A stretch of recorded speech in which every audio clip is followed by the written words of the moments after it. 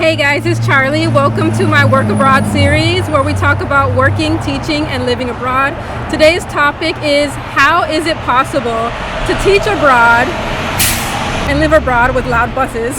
No, just kidding. How is it possible to teach abroad if you don't know the native language? So let's get started.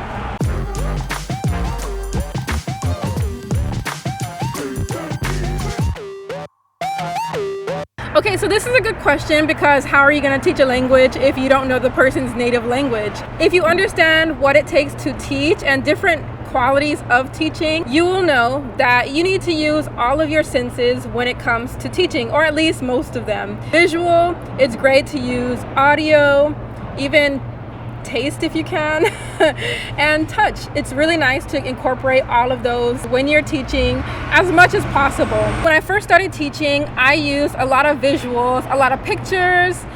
Movies are great. Not movies like don't make your students sit all day and watch a movie.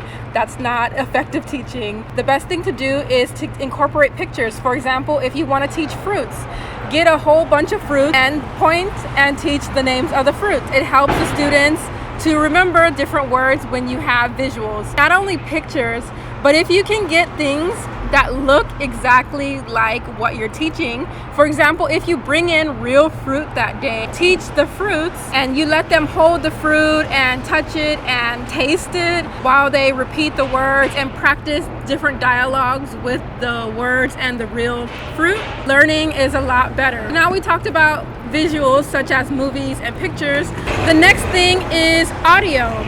So do a lot of audio type things, listening. For example, if you have a recording of different sounds, for example, rain falling, thunder, things like that, then the students will have a lot better time learning the language because they have a lot of different ways to memorize all of the vocabulary.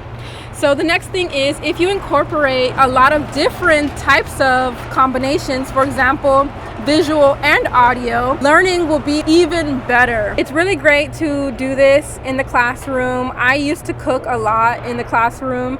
I would bring in different types of foods. I would have cooking classes. I even did a summer cooking camp because it's a lot of fun. It doesn't make them feel like they're learning, but they actually are. And who doesn't love good food?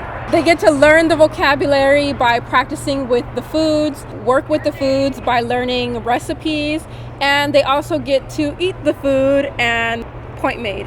For those of you who have been following me, I have taught at a blind school. I had it a lot harder because I wasn't able to do a lot of visuals. I used a lot of physical items that they could touch, repeat, and use a dialogue according to touch and sound. The next thing is repetition. When you're young, you for example, the way you learned was through repetition and watching and copying, usually your parents or people at school. So for example, if you see someone hit their head and they say ouch, then a few days later you see someone hit their knee and then they say ouch again, you're going to start to realize the appropriate time to use the word ouch. So using repetition in the classroom is very important for learning. The next thing, a co-teacher. This helps so much in the classroom because the co-teacher is there to help communicate if there's any language barrier. If you do speak the language, I would say try not to use it in the classroom as much as possible because you don't want your students to be dependent on you speaking the language. Then they will be able to listen and practice more of the language you're there to teach. You can use it for fun. My students, for example, they loved hearing me speak the language, both English and Spanish and Korean. They loved it. They were fascinated by it.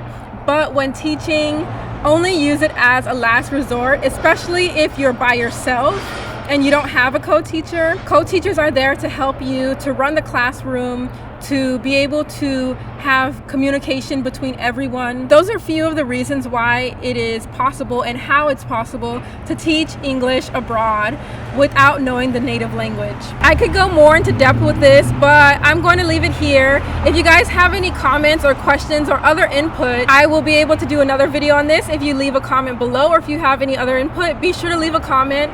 Tell me, what is a challenge you foresee in the classroom that you would like me to discuss? Thank you guys for watching. Don't forget to like like this video and subscribe if you haven't already. Check out my Patreon where you can support me a little bit more. I also do Skype consultations because every situation is different. So if you guys want one-on-one help, be sure to check that out on my website, charlycheer.com, and I'll see you guys in the next video. Bye. Today's topic is if you need to know the native language of the country you're going to teach in.